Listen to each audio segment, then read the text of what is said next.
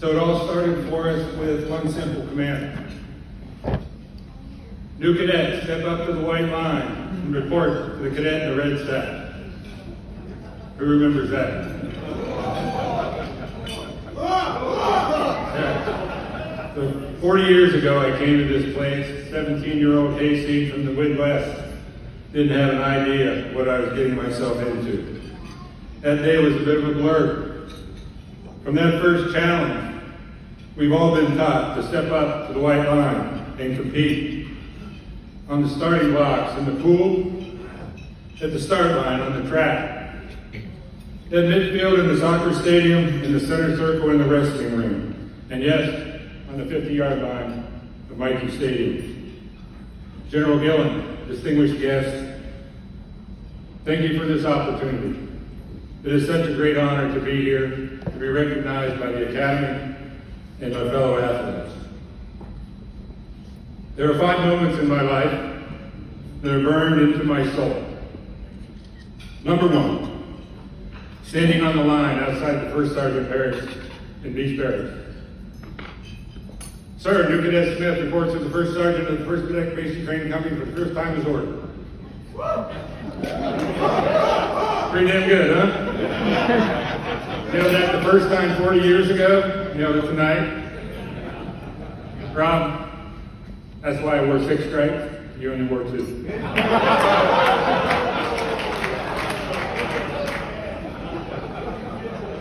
Number 2, standing on the 50-yard line with my co-captain, Kurt Gutierrez, waiting to play in the big game.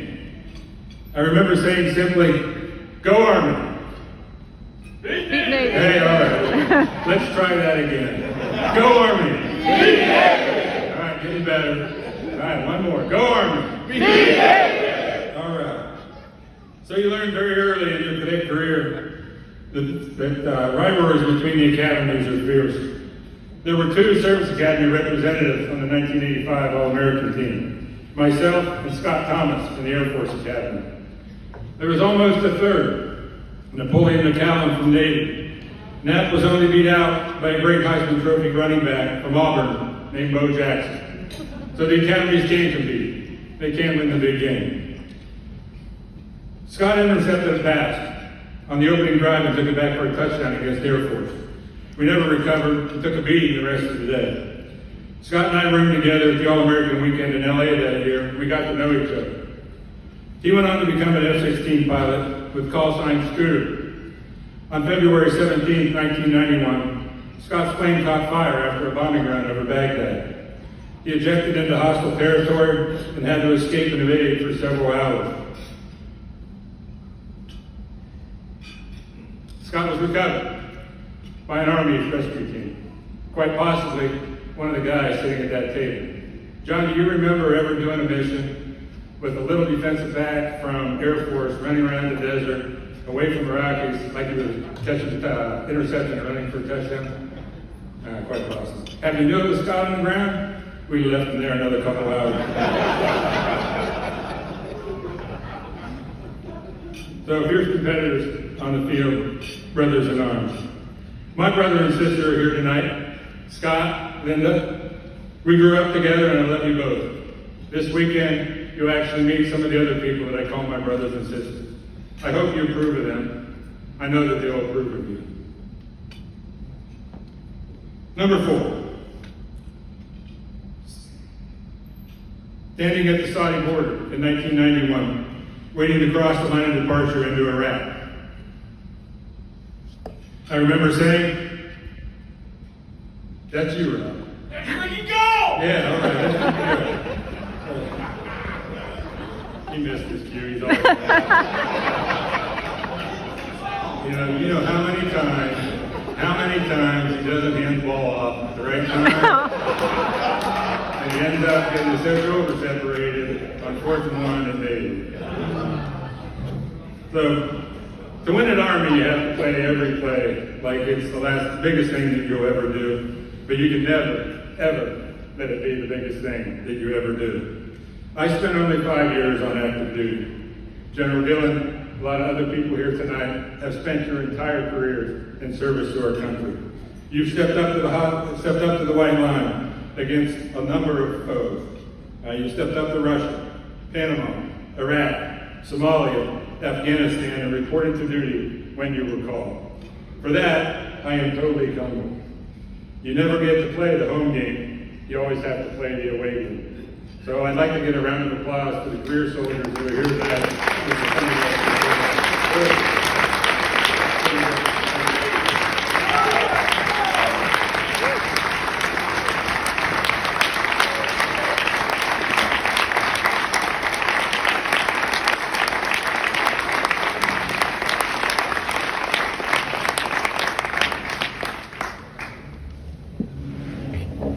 Number 4, standing at the altar, waiting for my wife to walk down the aisle.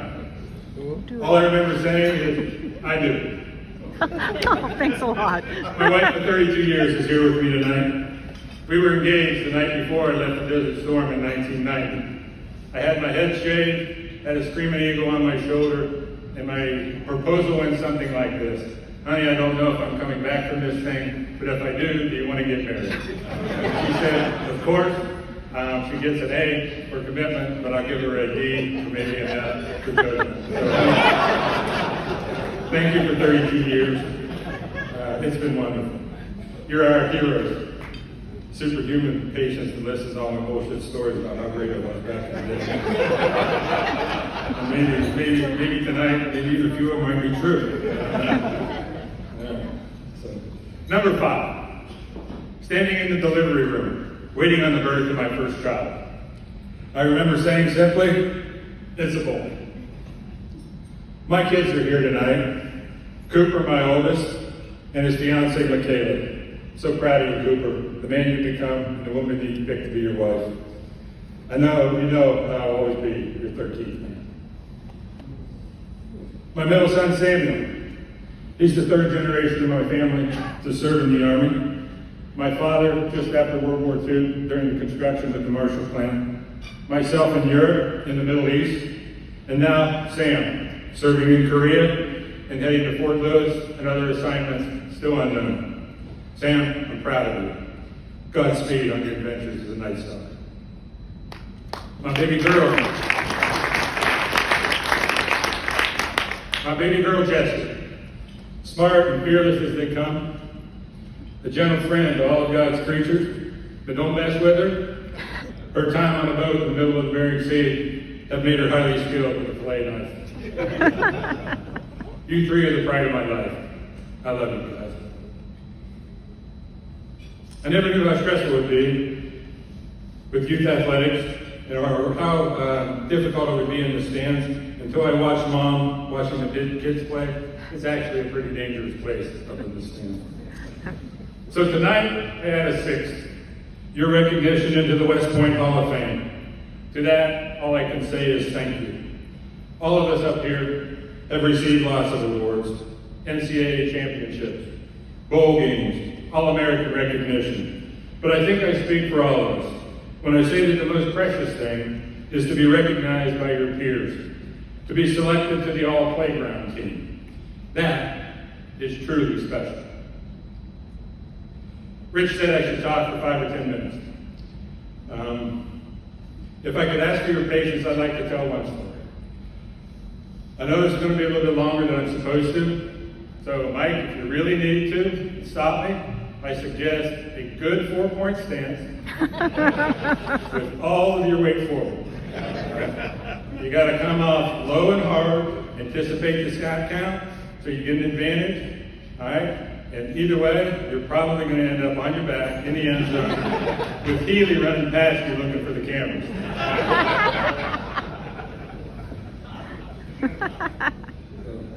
Yeah, it's true. I am related to Elvis. On January 8, 1935, a set of twins were born to the Presley family in Tupelo, Mississippi. On that same day, another set of twins were born to the Smith family in Du Bois, Pennsylvania. Both sets of twins struggled in the days after birth. Elvis's twin brother died shortly after birth. My father's twin brother died shortly after birth. Elvis's twin brother was named Jesse. My father's name was Jesse. My father's twin was named, any guess? Not Elvis. Nah, Joe. Don't anticipate it, Terrence. That's how penalties happen. I love this place. I love playing the game. I love the grind of practice, the thrill of game day in a 4th and 1 situation on the goal line when I knew Doug Black was going to be carrying the football. I loved winning and I hated losing. I endured seasons of failure and seasons of success. But the success was never mine alone. We had a spectacular coaching staff. Jim Young, who taught me how to prepare, and Jim Shep, who taught me how to block. We had a great team of 11 men on both offense and defense, and great leadership from the senior class. Many of them are here tonight, and I call them my brothers. Unfortunately, others are not, and they know that they are here in spirit. Clayton Drisdale, Wayne Laughlin, Charlie Moses, and recently, our brother, Lloyd Walker. We had the support of the Corps, our 12th man, First Captain Jim Knight, and my fellow regimental commanders, Steve Cannon, Mark Esper, and Al Beninati. But I had an edge nobody really knew about. I had a 13th man on my side. He made a commitment bigger than any of us, and that's why I played as hard as I did. Here's his story. Early in my senior year of high school, my father was diagnosed with cancer. His treatments made him pretty sick, so he had to miss several games. I remember my mom telling me, play hard for your dad. So I did. We won our first 3 games that year, lost our 4th, and I remember telling my best friend, we will never lose again. And we didn't. We finished 9-1 that season. It was a good season. Dad's cancer went. I came to Army. Mom and Dad traveled most weekends to watch the slaughters in the zoo, North Carolina, Notre Dame, Pitt, and others. A true engineer, he kept notes on my performance. Scores, penalties, and missed assignments were noted in his book next to the gas mileage for the car and the service schedule for next week. Not much winning those first 2 years. After that 1983 2-9 season and that horrible loss to Navy out in the Rose Bowl, I remember telling Colonel Berry, we're not losing again. 1984, we brought Army football back to life. What a ride it was. Beat Navy, bowl victory. I still remember Mom and Dad outside the locker room in Michigan. And I told Dad, wait till you see what we do next year. Everything was looking good for that 1985 season. Offense was executing well. The lunatic fringe defense was aggressive, and Stopa couldn't miss on our side of the 50. The week before the opening game, Dad called. Cancer's back. He didn't know how many games he would make, but he would try. I was devastated. I promised myself that I would do anything to make sure that we didn't lose that year. I would push myself, my teammates, the Corps, and anyone else I had to make sure that we were prepared each week. How hard could I work to make sure that the 13th man had something to cheer about on game day? This week went something like this. He would work Monday through Wednesday at his job as an engineer. On Thursday each week, he would take his chemotherapy treatments, which made him violently ill. He would drive with my mom across Ohio, across Pennsylvania, to be close to West Point on game day. Some nights they would sleep in the car, usually parking down by the river course. I made sure that there were tickets for them at will call, but never knew for sure whether Dad would be well enough to make it. The O-line did his pregame on the left side of the end zone. And so if he made it, Dad would be standing there with the camera, taking pictures. I'd shoot him a quick glance to let him know that I was there, and I was ready to play. We were 5-0 going into South Bend. Played Notre Dame. We'd outscored our opponents 213 to 55. I was matched up with Eric Dorsey, a Hall of Fame and first-round draft pick that year. Both of us were born on August 5th, 1964. Both of us were 6'4". Both of us were 280 pounds. Both of us were playing for powerhouse teams, and both of us were playing at the top of our games. It didn't get any better than that. I knew I had to play this one well. Dad called. He had contracted pneumonia, and the doctor said that if he went to the game, it would probably kill him. He wasn't going to make it. We were going to have to play a man short. It was a rainy day in South Bend. We went out for pregame, and I felt pretty good, but just couldn't shake the news. I glanced at the stands, saw a big figure wrapped in a blanket and a rain poncho. He was taking pictures. Dad made it. No way we lose today. Dorsey and I went at it for 60 minutes. He would win some, I would win some. It was a great game, but couldn't quite pull it off. Rob, you were in, man. You were in. And 2 touchdowns fought back since JY into a rage. That was the difference. Lost 24-10. I let us down. We finished the season strong and played well in Atlanta. It was a good season. Dad's cancer went away. 25 years later, October 2010, many of us were on our way here to celebrate the 25th anniversary of the Beach Bowl. Mom called. Dad was sick and in the hospital. Come home now. By the time I arrived, Dad was on a respirator and couldn't speak. His heart was beating at 140 beats per minute. It didn't look good. The doctor said that it was his lungs that were failing and asked about his medical history. Was there a sickness in the past, perhaps pneumonia, that has scarred the lung tissue that they saw on X-ray? South Bend, October 19th, 1985. Dad died on November 1st. Elvis Presley, Love Me Tender, was playing in the background when he took his last breath. My 13th man was gone.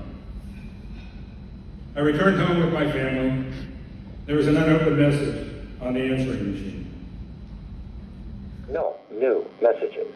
All message played back. This is Dad, Ronnie. I just called to see how Downey did today. I wish that maybe he had a game. And I got a couple questions for you. It wasn't important. I never did hear whether Army won last week or not. I thought maybe you'd know. We'll talk to you later. Bye, son.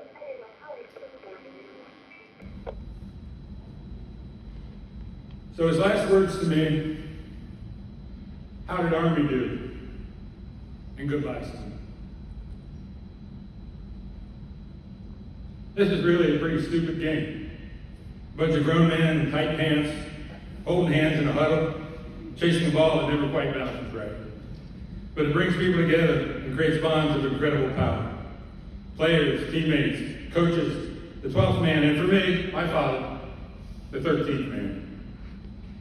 So thank you for this honor tonight, and for making me and my 13th man proud. Mom, I'm sure Dad is up there right now with Elvis and his brothers, cheering and quite possibly taking some really bad pictures. So it's almost time to step up to the white line again. Tomorrow we take on Villanova. Looking for our first win this season, I would give anything for just one more play. So I'm going to get a good night's sleep, eat a good breakfast, put on that Army uniform, and get ready to play. Tomorrow's game day, and the Black Knights of the Hudson are playing to win. So there's only one thing left to do tonight. General, will you join me? That's a cue. And the suit. Come on up. I'm pretty good at All that. right, ready? Boom! Ah! You say rah rah, you say rah rah, hoorah, hoorah, Army rock! Team, team, team, yeah!